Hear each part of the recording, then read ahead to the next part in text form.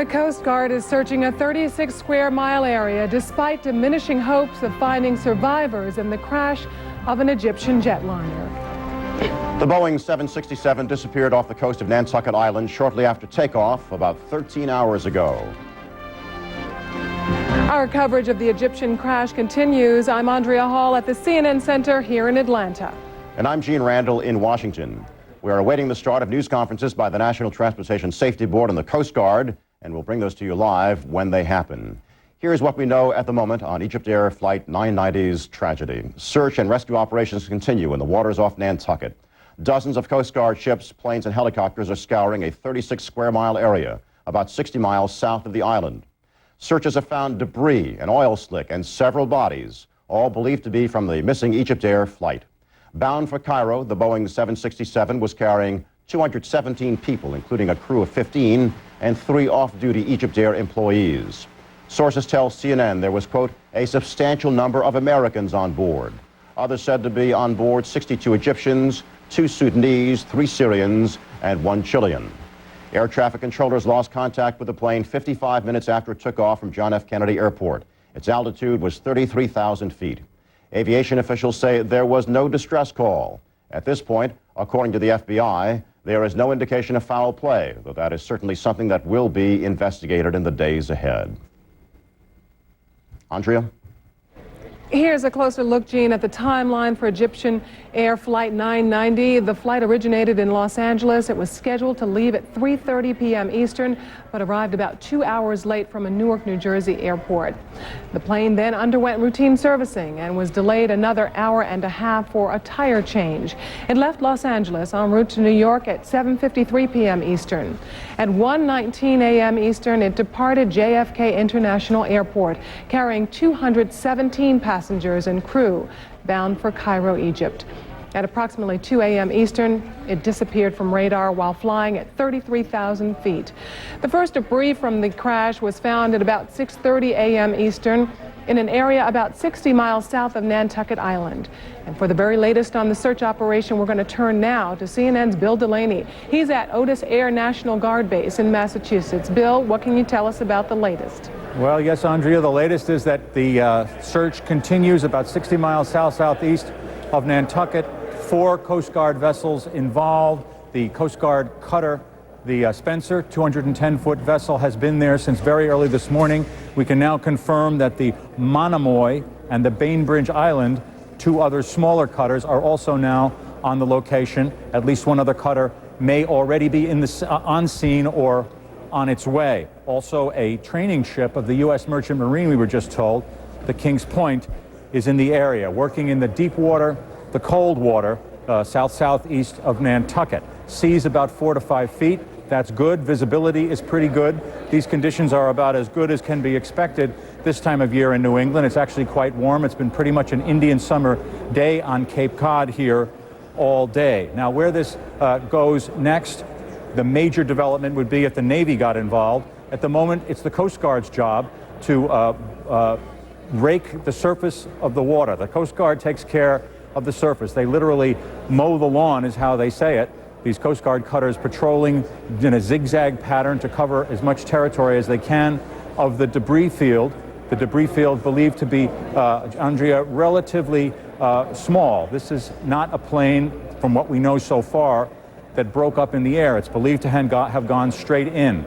That will make the search here somewhat simpler, because the debris field won't be as big. If the plane had broken up, it can be scattered over 7 miles as TWA was. This crash, apparently, from what we're told, much more like Swiss Air 111 about a year ago off Halifax, Nova Scotia. That one went straight in, and it made the search easier. Of course, there's nothing particularly easy about a search. This could go on for even several weeks. Certainly the weather not expected to stay good indefinitely this time of year in New England. Andrea? Thank you, Bill. Gene? A reminder, we're waiting for the start of a news conference by the National Transportation Safety Board on the tragedy of EgyptAir Flight 990. But for now, let's go to Boston, to the Coast Guard and Petty Officer Todd Bergen. Can you tell us the latest on the search? The latest is actually we are just still searching. We have not found anything new at this time. We still have several aircraft and cutters in the area. What has been recovered so far, if you can tell us? Excuse me? What has been recovered so far? What's part of this debris field? What we found so far was the same thing we announced earlier, that there's only been one body recovered, and we found some debris consisting of life raft, parts of seats, and some other small pieces. And how are the conditions your people you're facing? The conditions, the weather conditions? Yes, sir. The last time I was updated on the weather, we had southerly winds of 10 knots, about 10-mile visibility, and 2-foot swells in the seas. We've had some conflicting reports. You say that one body has been recovered. We've heard reports that several bodies have been spotted. Can you clear that up for us? As far as I know, here in the Coast Guard Command Center, there's one body. All right, Todd Bergen from the Coast Guard, thanks very much. Andrea? Gene, the EgyptAir jetliner was headed to Cairo when it crashed. Relatives of dozens of victims are gathered at the Cairo airport, anxiously waiting for the latest word. And that is where we find CNN's Brent Sadler. He is live at that airport. Brent, what's the latest there? Thank you, Andrea. I can tell you that there is a deep sense of loss being felt here, not only, of course, among the families of relatives who've been lost in the air disaster, but everybody who's involved in trying to help them here at Cairo International Airport. Now, on the second floor of the terminal building behind me, Egyptian airline officials have set up an emergency assistance room where for the past many hours, several dozen, they say, relatives have been poring over the passenger lists of the stricken airliner, trying to work out whether or not their loved ones were on board. Clearly, there were some disturbing scenes as people recognized names and realized that the worst had happened. A number of women, we're told, collapsed in shock and had to be resuscitated by medical staff on standby. Now, Egyptian airline officials are already getting together a team of pilots and technicians who we understand will fly under the auspices of the chairman of EgyptAir to New York as early as Tuesday. And the U.S. Embassy, we understand, here in Cairo, will be making it possible for speedy visa requests to be granted by people who need to go to New York as soon as Tuesday. As far as the passenger list is concerned from EgyptAir 990, we're being told by airline officials here that there were 199 people on board, plus crew, a total we now have had updated to 2117. So the aircraft was almost full when it left JFK Airport.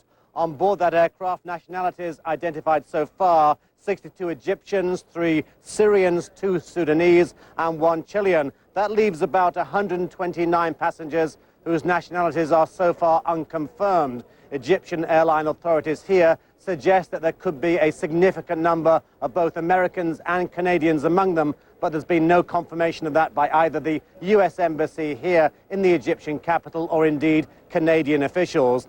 Now, as far as the safety of the airline is concerned, the chairman of EgyptAir and other airline senior officials have pointed to the fact that aside from acts of sabotage or terrorism over the past 3 decades, this is the first crash that EgyptAir has suffered over some 30 years. The last one, they say, happened back when it involved a Boeing 707 back in 1967. So that's the latest we have from here so far. Andrea. Brent, the Egyptians are very faith-filled people. Any evidence that they're holding on to that faith in this deep time of need? Yes, indeed, people coming here, obviously some of them hoping against hope that they haven't lost people on board the aircraft. There are still many people, as you can see behind me at the terminal here. Some of those people are waiting anxiously for more news connected to the passenger list of that aircraft. Others are just waiting for other flights coming into this particular part of the airport. So the atmosphere behind me, clearly a somber atmosphere, and obviously some disturbing scenes when relatives who go on the second floor of the terminal behind me find out the kind of news that they did not want to hear. The aircraft should have touched down at Cairo Airport some 4 hours ago, taking into account the delay as a result of bad weather when it took off from JFK. So as the hours go on here, as we go into the night and the early hours, people still anxiously awaiting more news about who was on board and who has been lost. Andrea. Brent Sadler reporting live from Cairo Airport. Thank you, Brent. Let's go now to Gene. It is about 13 hours since Flight 990 disappeared. CNN's Deborah Farrick has been following developments at John F. Kennedy Airport since early this morning. Deborah? Gene, as Brent mentioned, we are trying to learn who was on that plane, and we do hope perhaps that at 4 o'clock, officials here will have some sort of a clearer indication or be able to share the passenger manifest with us. That's something that they indicated a little earlier. We hope to have that for you when the press conference happens at 4 o'clock. Also at that time, they're going to give us a better timeline just of what happened and when it happened. Right now, what we do know is the plane was delayed in Los Angeles. They had to change a tire there. So it got into New York late, just before 1 o'clock in the morning. 167 boarded the plane here in New York, joining others who had traveled from Los Angeles along with crew members. The plane waited on the ground for a little over an hour, and while they were waiting, the clocks switched to daylight savings time. So they took off at about 1:20. About 50 minutes later, the plane simply disappeared. Now, the weather here was good at that time, that we know. We have also been speaking about an employee who may have gotten off the plane. We did get that confirmed by an official here at the Port Authority, that a contract employee with EgyptAir took the plane from California to New York, and he got off the plane once he got here. Now, passengers are not allowed to get off planes, international planes, but employees are. We hope that at the 4 o'clock press conference, what they will be able to do again is specify just who is on the plane, how many people may have gotten off, how many people may have stepped off. All that is something that we do hope to learn later. The numbers, of course, have changed just in a little while, and we hope to bring you more information later when the 4 o'clock press conference happens. Gene? Thank you, Deborah. Discussions are underway between U.S. and Egyptian officials over who will oversee the crash investigation. CNN's Justice correspondent Pierre Thomas has the latest on that. Pierre? Well, Gene, there are discussions underway, but one thing we do know, the fact that Americans were on board that particular crash gives the FBI and the NTSB jurisdiction to investigate, even though it was on over international waters. So that fact will go forward. The other thing is we can tell you right now that the FBI is beginning to investigate, talk to people who may have had contact with the plane, talk to people about exactly who was on the plane. They will begin to do backgrounds on each one of the passengers, trying to see if there's anything unusual about the background of any of these passengers.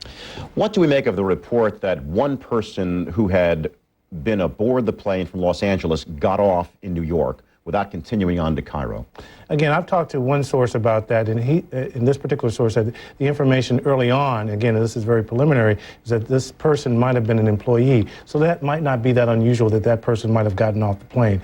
But again, this person would be interviewed, checked out very thoroughly to see if there's anything unusual about that. Now, at this point, the lead is being taken by the National Transportation Safety Board. What precisely is the FBI's role here? The FBI's role here is primarily to oversee the gathering of the evidence, also to assist the NTSB officials in helping determine what happened with the particular crash. Now, the FBI official I talked to earlier said, look, we don't have any indication of foul play here, but if we started investigating 2 or 3 days after the fact, that would be very much too late in the event it is determined that there was some sort of terrorism. Now, everyone from President Clinton on down is taking great pains to say there is absolutely no evidence of foul play, terrorism. At the same time, clearly, this is not being taken out of the equation when it comes to an investigation. Absolutely not. The key here is that they don't want to overemphasize the terrorism aspect of this particular investigation. On the other hand, they know it's prudent to do a full-scale investigation to assist the aviation officials. So that's why you see this particular balancing in terms of the words. Pierre Thomas, thanks very much. Andrea? We will continue our coverage, our special continuing coverage of the crash of EgyptAir Flight 990. We are awaiting a news conference from the National Transportation Safety Board. We are also awaiting a news conference from the Coast Guard. And of course, you can count on CNN to bring you those live. We'll be back in just a moment.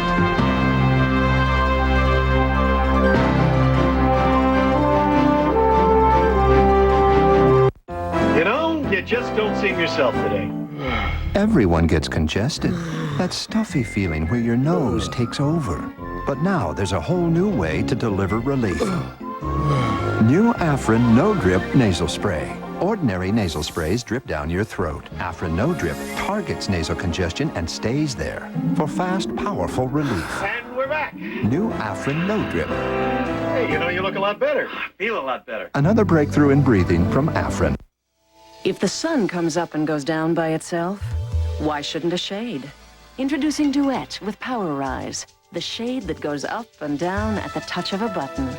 Now the beauty of Duet has been raised to an even higher level with the addition of PowerRise, creating the world's first affordable battery-powered honeycomb shade. Duet with PowerRise. It moves, you don't. For a free brochure, call 1-800-HUNTER-D.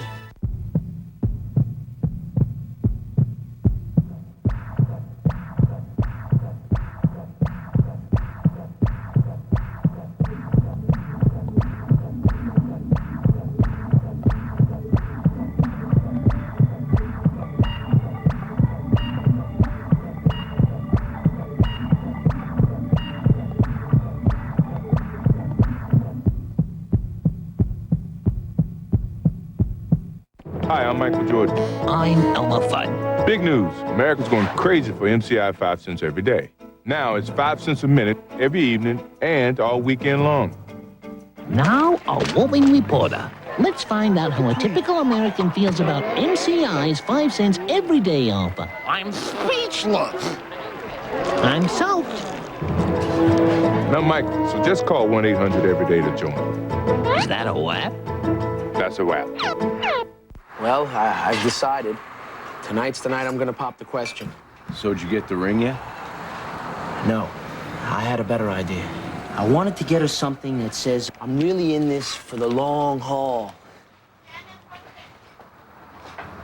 It's a train. What? I'm making a commitment here.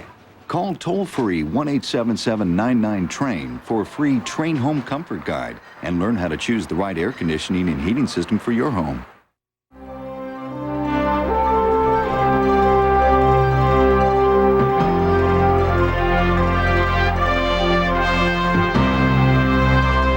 EgyptAir Flight 990 originated in Los Angeles.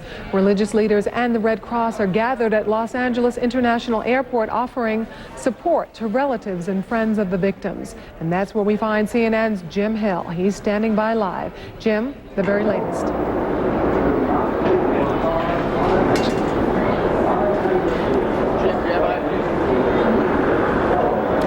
The activity here at Los Angeles International Airport mainly concerns the American Red Cross.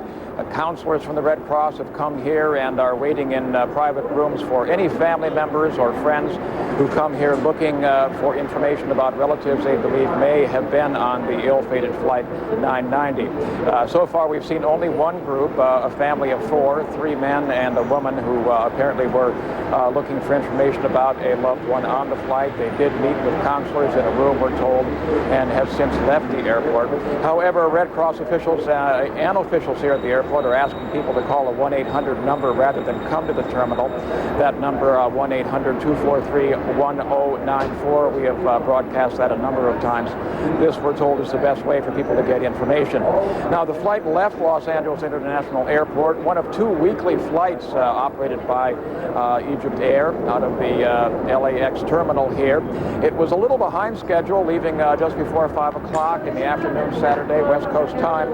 44 people on board. We're told 33 of those were passengers, 11 were crew members. So that means the majority of those on board, totaling 217, would have boarded when the flight reached JFK in New York. Now, we're told that this was a routine flight, other than being somewhat tardy leaving LAX. We're told that the passenger screening, the luggage checks and so forth were all routine for an international flight. As a matter of fact, only a couple of years ago, 1997, in November of 97, the security gear was upgraded here at LAX. So they say everything was normal from that standpoint as the flight took off, somewhat delayed from LAX on its way to JFK. I'm Jim Hill reporting live from Los Angeles. Back to you. Thank you, Jim. Joining us now for more on the EgyptAir plane crash is Professor Arnold Barnett.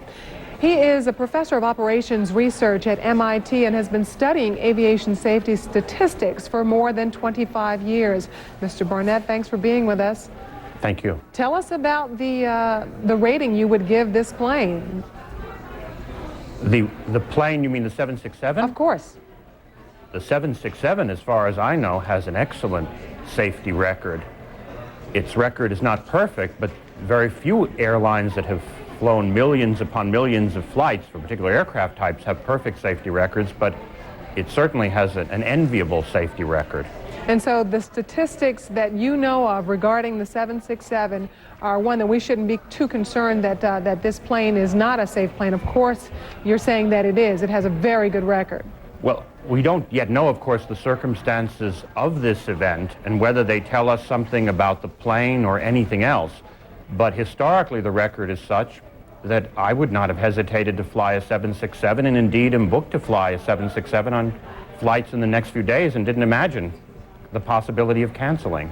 Well, we don't know too many specifics, but I'm sure that the specifics of this particular case are what interests you most. What are you most curious about with this? Well, I will wait, like everyone else, to try to find out what has happened. Much as we waited after TW-800, much as we waited after Swissair 111, it's often the case that the initial suspicions about what happened turn out to be unfounded. So I'm listening to your coverage very carefully. Professor, can you tell us anything about EgyptAir and their record as you know it? EgyptAir is a carrier from the developing world. My own research suggests that there are two things to be said. Developing world airlines, of which EgyptAir is a part, tend to have less successful records than airlines from the first world, the US, Western Europe, Australia, etc. However, on routes on which first and developing world airlines fly head-to-head, a route like Miami-Sao Paulo or Tokyo-Delhi, or for that matter, New York-Cairo, the third world airlines hold their own very well. They have essentially the same overall safety record in recent years as the first world carriers. So if you had asked me last night, I would not have expressed any particular qualms about flying EgyptAir New York-Cairo as opposed to doing it on a first world carrier that flies that route. The president, rather the EgyptAir chairman, said that there has not been a fatal accident like this one in their company's history in 19 years. That's a pretty long time. Is that a pretty good record? I think the last event involving EgyptAir and multiple fatalities was in the mid-'80s. So that would put it 15 years ago. Well, it is a good record. It's true that the number of flights per day on a carrier like EgyptAir is not as great as on, let's say, Delta Airlines. But it's certainly true that the recent record of EgyptAir has been good.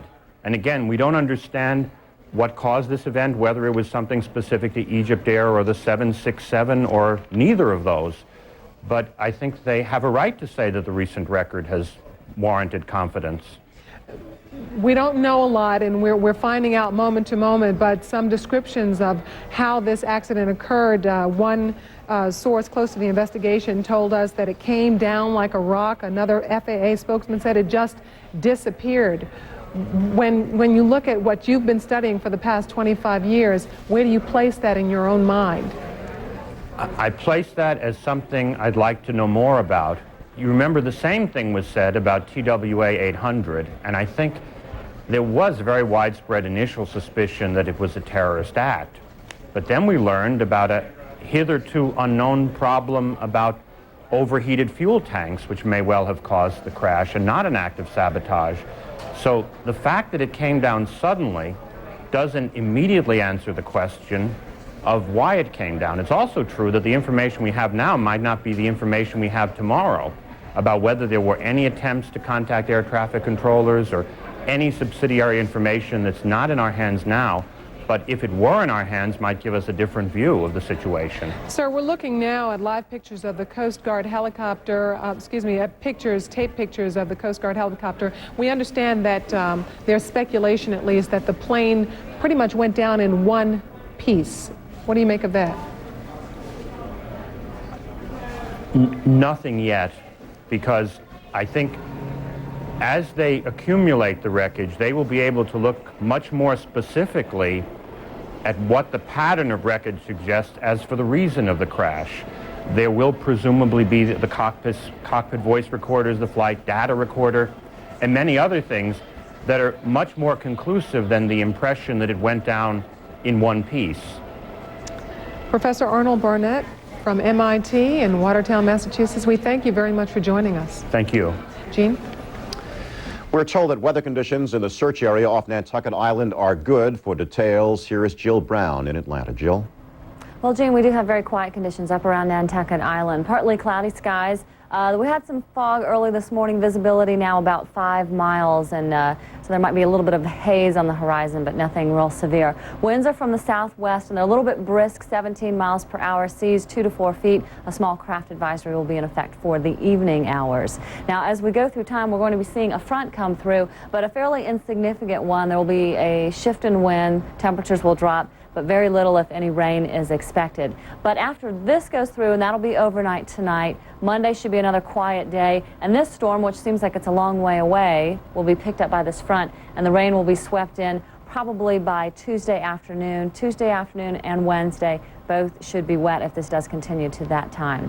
Wanted to show you the latest radar, and you can see that there is a small band of showers here that's associated with the front, and again, it looks like it's going to come through during the overnight hours through here, and there may be a couple of sprinkles, but it doesn't look like very much rain coming with this front. So for the rest of today and for the day on Monday, it looks like very quiet, generally pretty nice weather here in the Northeast. Now back to Gene Randall. Thanks, Jill. More of our continuing coverage of EgyptAir at 9:90 in just a moment.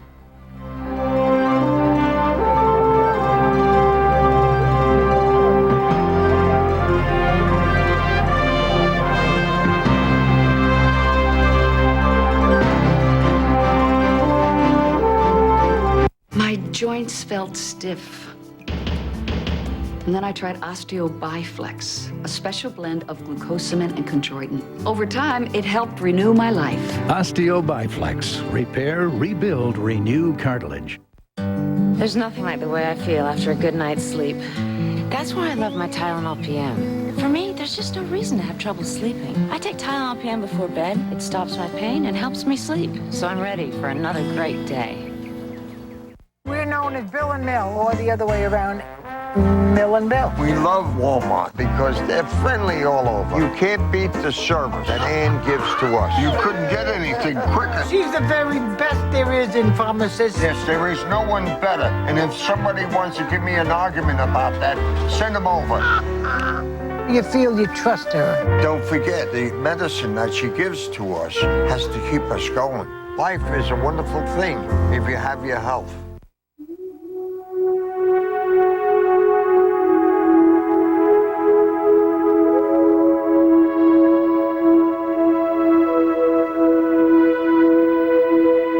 Ever wonder if anyone knows how you feel? They do.